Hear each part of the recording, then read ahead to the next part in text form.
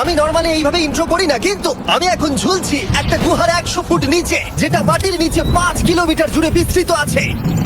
আর আমরা এটা পছন্দ করি বা না করি, যখনই আমি আর আমার বন্ধুরা মাটি টাচ করলাম, আমরা অফিসিয়ালি এখানে আগামী 7টা দিন কাটাতে চলেছি।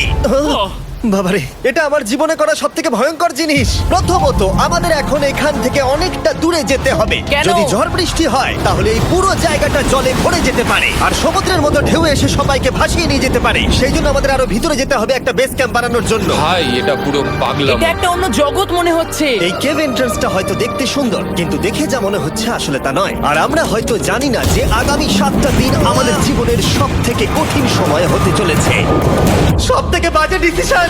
ঠিক আছে, আর কিছুক্ষণের মধ্যেই অন্ধকার হতে চলেছে। ক্যাম্প না করলে আমরা বিপদে পড়বো। আমরা কোথায় যাচ্ছি সেটা কি বলবে? আমাদের ক্যাম্প সেটআপের জন্য একটা ফ্ল্যাট গ্রাউন্ড খুঁজতেই হবে। কেভের ভেতরে ঢোকার পরে আমরা এমন একটা জায়গা খুঁজে পেলাম যেটা অনেকটা উঁচুতে থাকায় আমরা জল থেকে সুরক্ষিত থাকতে পারবো। তার মানে এটা ক্যাম্পের জন্য পারফেক্ট। পারফেক্টটা একটু বেশি হয়ে গেল। মোটামুটি বলা যেতে পারে। ঠিক আছে, ক্যাম্পের জন্য মোটামুটি। প্রথম দিনের বাকিটা আমরা কাটিয়ে দিলাম আমাদের জিনিসপত্র আনতে। প্রত্যেকটা ব্যাগের ওজন প্রায় 80 পাউন্ড। আর যেমনটা তোমরা ফুটেজে দেখছো, আমরা এটা করতে 4 ঘন্টা লাগিয়ে দিলাম। এখান থেকে যাওয়া খুব কঠিন। তারপরে আমরা সবাই বেস ক্যাম্পে ফিরে গেলাম। ঠিক আছে, আমরা এখানে লাইট লাগিয়ে দিলাম। আমাদের সব জিনিসপত্র হোম বেসে চলে এসেছে। একটু ক্যামেরাটা ওদিকে দেখাবে। ওদিকটা কিন্তু ভয়ানক অন্ধকার, আর সবসময় এরকমই থাকবে। তাই আমরা ক্যাম্পিং গ্রাউন্ডের জন্য খুব বেশি কিছু করতে পারলাম না। কটা ফুটো করে দড়ি টাঙিয়ে দিলাম। এটা ধরো আর ওঠো দেখি। মনে হচ্ছে আমাদের হ্যামক গুলো ভালোই সাপোর্ট পাবে। আর তারপরে আমাদের সার্ভাইভাল গাইড জোয়ের সাহায্যে আমরা হ্যামক টাঙালাম। এই সরু দড়িটা আমার হ্যামকটাকে ধরে রাখবে। হ্যাঁ। ডিনার খেয়ে আমরা প্রথম রাত্রি ঠান্ডার জন্য তৈরি হলাম। আমি মিথ্যে কথা বলবো না, আমি যতটা ভেবেছিলাম তার থেকে এই হ্যামকটা অনেক বেশি কমফোর্টেবল। এই আমি তো আমার চমকেই হাতটা তো গেছিলাম। বড় কেন ভাই? এই কেভটা 2.5 কিলোমিটার ডিপ, আর আমরা এখন এন্ট্রান্সের কাছেই ক্যাম্পিং করছি। কাল আমরা অনেক কিছু এক্সপ্লোর করব। তোমরা কেমন ঘুমালে? ভয়ঙ্কর। ঘুমই হয়নি। এটা সত্যি একটা অস্বস্তিকর পরিবেশ। কেবের উপর থেকে অনবরত আমাদের উপরে জল পড়েই যাচ্ছিল, তাই উপরে একটা প্লাস্টিক চাপালাম, কিন্তু তাও আমাদের হ্যামকের উপরে জল পড়েই যাচ্ছিল। একটা আইডিয়া আছে, চলো শেল্টারগুলোকে ভালোভাবে তৈরি করি। আমার মনে হয় এই প্লাস্টিকগুলোকে জুড়ে দিলে আর জল পড়বে না। বাহ, তুমি তো জিনিয়াস। আমি শুধু একজন ইউটিউবারই নয়, ঠিক আছে? আমার হ্যামকটা এটার উপরে ঝুলছিল। মানে দেখো, আমি আরেকটু হলে হ্যামক থেকে নেমে পড়ে যেতাম। আর আমরা সেই সময় এটা বুঝতেই পারিনি যে এই গর্তটা প্রায় 40 ফুট গভীর। তাই যখন আমি আর শোন প্লাস্টিকগুলোকে জুড়ছিলাম, তখন ম্যাক আর কার্ল এই গর্তটা কতটা ভয়ঙ্কর সেটা দেখতে গেল। আমার হ্যামকটা দেখতে পাচ্ছো? ওখানে আমি ঘুমোচ্ছিলাম। এদিকটা দেখো। আর যেহেতু এই কেভে সব একই রকম দেখতে, তাই আমাদেরকে ফলো করা অনেকটাই কঠিন ছিল। এই ম্যাপে তোমরা আমাদের হোম বেস দেখতে পারবে, আর দেখতে পারবে ওরা ওখান থেকে কত দূর হ্যাঁ, যাচ্ছে। এটা তো খুবই ভয়ঙ্কর। ভাই এটা পাগলামো। আর যখন ছেলেরা র্যান্ডমলি এক্সপ্লোর করছিল, তখন আমি আর শন ক্যাম্পে কাজ করছিলাম। এই স্লিপিং ব্যাগটা এখানে কেন পড়ে? কারণ এটার থেকে পিয়ের গন্ধ বেরোচ্ছে। ইয়া, এটার থেকে শেখা উচিত স্লিপিং ব্যাগ ভাড়া নিতে নেই। আমরা স্লিপিং ব্যাগ কেন ভাড়া আমি- নিয়েছি? কেন আমি আমরা জানি না। স্লিপিং ব্যাগ গুলো কিনে আনতে পারলাম না? আর তারপরে আমরা এই দুটো প্লাস্টিককে জিপ টাই দিয়ে জুড়ে দিলাম। কিছু মনে করো না, এই দড়িটার উপরে আমার জীবন বাজি আছে। আর তখন ওইদিকে ম্যাক আর কার্ল তখন ওই গর্তের মধ্যে। ও মাই গড, ম্যাক! আর শেষ পর্যন্ত ওরা একদম নিচে পৌঁছে গেল। এই! আমি তো ভাবলাম সবাই ক্যাম্প নিয়ে কাজ করবে। আমরা শুধু দেখাচ্ছিলাম জায়গাটা কতটা ভয়ঙ্কর। না পড়লেই হবে, তোমাদের স্কিল নেই। আচ্ছা ঠিক আছে। আর যদিও ওদের এবার ফিরে আসা উচিত ছিল, কিন্তু কাল আর ম্যাক এটা কতটা গভীর সেটা দেখানোর চেষ্টা করলো। ভাই এটা দেখতে দারুণ লাগছে। তুমি কি নদীটাকে পার করতে পারবে? কিন্তু ওরা এটা জানে না যে এই রিভারটা এই কেভের গোটাটাই জুড়ে আছে। তার মানে এর মধ্যেও আমাদের কিছুটা সময় কাটাতে হতেই পারে। ওই তো ওরা এসে গেছে। এসো। তোমরা রান্না করে রেখেছো তো? হ্যাঁ, রান্না করেছি। ঠিক বলেছ। একটা নতুন বাড়ি, ঠিক বলেছি তো? একদম। এখন আমাদের একটা ছাদ আছে। আর এটা তো দারুণ। জিমি রান্না বেশ ভালোই আর করেছে। আমরা আমাদের ফায়ার পিটটাকে এই সুন্দর জায়গাটাতে নিয়ে এসেছি। জায়গাটা কেমন? বেশ গরম। আরামদায়ক। এই পাথরগুলো গরমটাকে ধরে রাখবে এবং ওপর থেকে যে পি পড়ছে সেগুলোকে আটকে দেবে। ওটা পি নয়। তাহলে ওটাকে কি বলবো? যদি জানি না, হয়তো বৃষ্টির জল হবে। না, এটা বৃষ্টি নয়, না, পাথর মানে ইয়ে তুমি- করছে। এই একটু উপরে দেখাও। তুমি মেঘ দেখতে পাচ্ছো? পাথর দেখা যাচ্ছে। এটা বৃষ্টি নয়, রক পি। Rock P.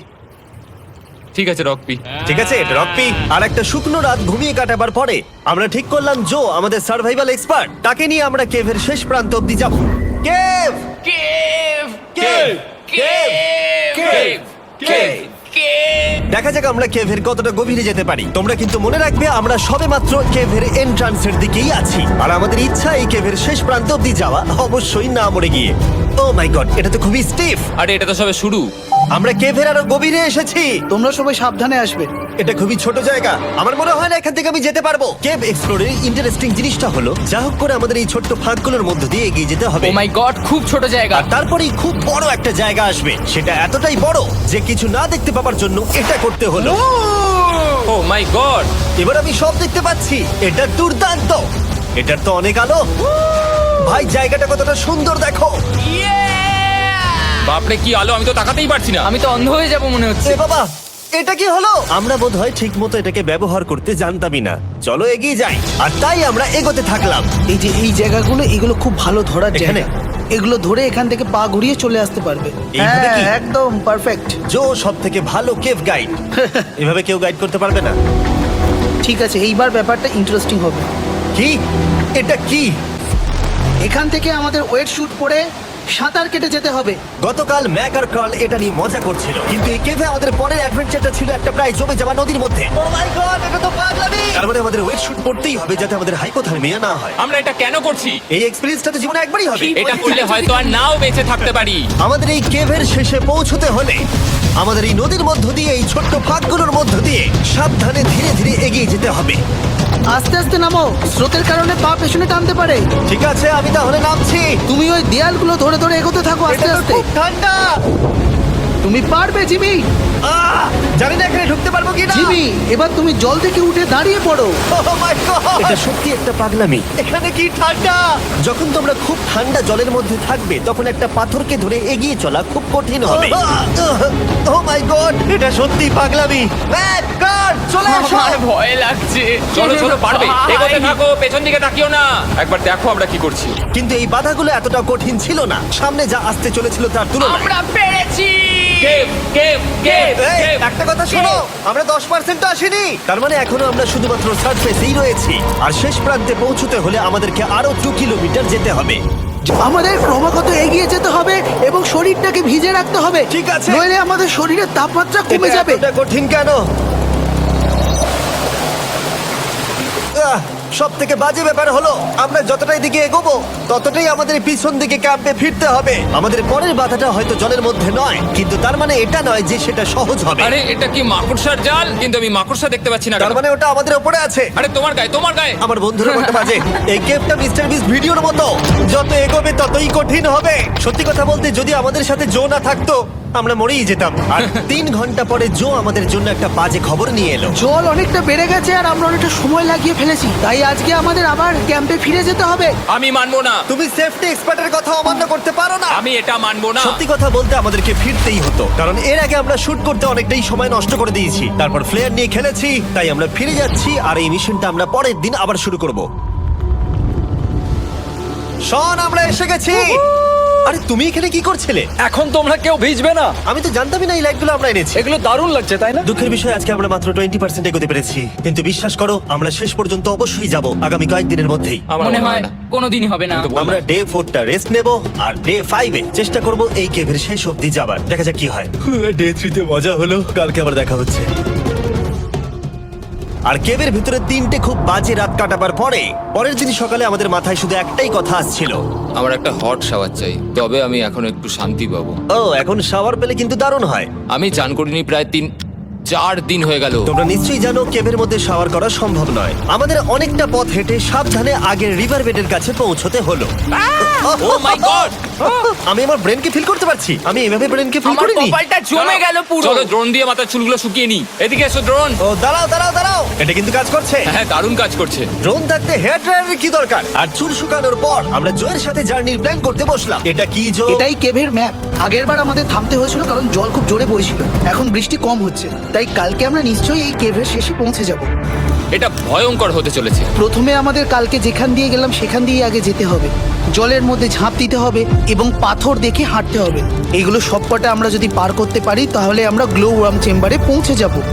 কেমন দেখতে তুমি সেটা বলো না, আমি তোমাদেরকে সারপ্রাইজ দিতে চাই। আমার মনে হয় আমরা পারবো। ওইসব বাদ দাও, আমরা ঠিক কালকে পৌঁছে যাব। কালকের প্ল্যান আমরা চক আউট করে নিয়েছি। আমরা পুরো কেভটা এক্সপ্লোর করব, দেখা হচ্ছে। তাই আমরা ভালো করে ঘুমানোর চেষ্টা করলাম আর কালকের প্রিপারেশন নিলাম কেভের শেষে যাওয়ার জন্য। আমরা আমাদের জীবনের সবথেকে ডেঞ্জারাস জার্নি করতে চলেছি। ডে 3 এর অভিজ্ঞতা মাথায় রেখে আমরা কম শুট করেছি যাতে আমরা সামনের দিকে তাড়াতাড়ি এগোতে পারি। জলটা খুব ঠান্ডা। হ্যাঁ, আগের দিনের মতোই। খুব ভালো, এই তো। আর যাতে আমরা সবাই বেঁচে ফিরতে পারি তাই জো ছাড়াও আরেকজন সার্ভাইভাল এক্সপার্টকে আমরা নিয়ে এসেছিলাম। এখানে আমরা ডে 3 তে আটকে গেছিলাম। এখন আমরা কি করব? এবারে আমরা অনেক তাড়াতাড়ি এসেছি। আমাদের পিছনে ঘন অন্ধকার, কোথায় যাব? এই রাস্তাটা অনেক সরু এবং হ্যাঁ। স্রোত প্রচুর বেশি, তাই আমরা দেয়ালগুলো ধরে ধরে আস্তে আস্তে এগোবো। এই যে এইভাবে। ও হ্যাঁ, God! এই রকটায় জাম্প করো। কয়েকটা ভালো পাথর আছে যেগুলোকে তুমি ধরে এগোতে পারবে। আরে এখানটা তো অনেক অন্ধকার। আমি আর পা পাচ্ছি না, আমি এখন মাটিতে আর পাই পাচ্ছি না। যেহেতু আমরা মাটিতে পা পাচ্ছিলাম না, তার মানে যদি আমরা পাথর ছেড়ে দিই তাহলে এই জলের স্রোত আমাদেরকে ভাসিয়ে নিয়ে যেতে পারে। জো, আমরা কি করব? আমি এটা ধরে এসেছি, তুমি এটা ঠিক আছে, ধরো। আমি তো দেখতেও পাচ্ছি না কোথায় যাচ্ছি। জো, স্রোত আমাকে ভাসিয়ে নিয়ে চলে যাচ্ছে। আমি তুমি করবো কি করে? পারবে, পারবে। শুধু মুখটা এখান থেকে ঢুকিয়ে দাও, আমি হেল্প করছি। এখানে আমি ঢুকবো? হ্যাঁ, এই গর্তের মধ্যে। এই তো, খুব ভালো। এটা আমার জীবনের সবথেকে বিপজ্জনক অ্যাডভেঞ্চার। আমরা এখন কেভের অনেক গভীরে চলে এসেছি আর এবার আমাদের সামনে প্রথম বড় বাধা। এখানে জলের একটা ঘূর্ণাবর্ত আছে, যদি তুমি এর মধ্যে পড়ে যাও তাহলে তোমাকে একদম নিচে নিয়ে চলে যাবে। মানে আমরা পড়ে গেলে মরে যেতে পারি। হ্যাঁ, মানে আমরা মৃত্যুর সাথে খেলা করছি। এটা এতটা বিপজ্জনক হতে পারে আমি সত্যিই ভাবিনি। খুব ভালো। এই তো। তাহলে কি আমার পা এখানে হ্যাঁ, রাখবো? রাখো রাখো। ঠিক আছে, এই তো আমি পেরেছি। এটা আমার ভাবনার থেকেও বেশি কঠিন ছিল। এই নদীটা কতটা শক্তিশালী এই গোটা কেভটাকে তৈরি করেছে। কিন্তু মজার ব্যাপার হলো আমরা পাথরের মতো শক্তিশালী নই। আমি শুধুমাত্র মানুষের মতোই শক্তিশালী। সৌভাগ্যবশত কাল এই অ্যাডভেঞ্চারে লিড করেনি, তার বদলে আমরা একজন অ্যাভেঞ্জার জোকে পেয়েছি। ও কতটা এক্সপার্ট তার প্রমাণ হিসেবে বলতে পারি। সে লিটারালি কতটা ওপর থেকে আমাদেরকে নদীতে ঝাঁপ দিয়ে দেখালো। ও মাই গড, এটা পাগলামি। কে বললো এটা পাগলামি? এটা তো আমার কাছে খুবই সহজ। আমি এটা করব। তুমি কোনোভাবেই এটা করতে পারবে না। আরে কি বলছোটা কি তুমি? আমি এক্ষুনি করতে চাই। চলো যাচ্ছি Joe. Godspeed back. Jimmy আমার সাথে যা যা করেছে তার কাছে এটা তো কিছুই নয়। 3, 2, 1।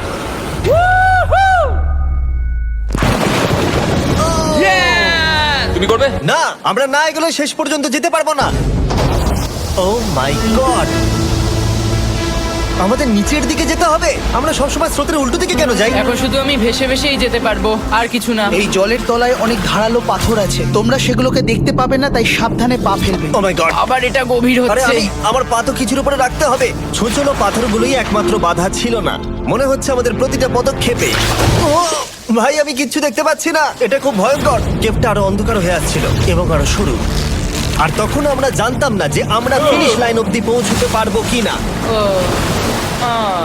আমি ক্লান্ত হয়ে পড়েছি। কেভের মধ্যে অনেক সমস্যা পেরোনোর পরে আমরা ফাইনালি পৌঁছে গেলাম গ্লো ওয়ার্ম চেম্বারে।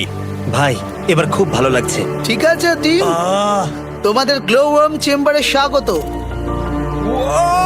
এ তো দারুণ। এটা দারুণ লাগছে। ভাই এটা পৃথিবী মনে হচ্ছে না এখানে একদমই। যে আলো তোমরা দেখতে পাচ্ছ সেগুলো আসলে ছোট্ট ছোট্ট বায়োলুমিনেসেন্ট গ্লো ওয়ার্ম তৈরি করেছে। এটা দেখতে অনেকটা মিল্কি ওয়ে গ্যালাক্সির মতো লাগছে। ওয়াও! আর এই মুহূর্তটা, এই ভিউ, সত্যি বলতে এই ট্রেকের সমস্ত ক্লান্তি যেন দূর করে দিল। এখানে অবধি পৌঁছানো যেন সত্যি একটা অ্যাচিভমেন্ট ছিল। কিন্তু এখন আমাদের যাত্রা শেষ হয়নি, কারণ আমাদের এখান থেকে এখন বেস ক্যাম্পে ফিরতে হবে। আজকে ডে 6 হতে চলেছে, এখনো ওরা আসেনি আর আমি খুব ক্লান্ত। আমার মনে হয় না আমি ভালো করে ঘুমোতে পারবো। ওদের জন্য খুব চিন্তা হচ্ছে। এই ট্রিপটা অনেকটাই সহজ ছিল কারণ আমরা স্রোতের সাথে ভেসে ভেসে যাচ্ছিলাম। আর যেহেতু তোমরা এই ট্রিপটা দেখেছো তাই আমরা এটাকে স্কিপ করলাম। ऐसे और वीडियोस के लिए हमारे चैनल को आप लोग सब्सक्राइब कर सकते हो।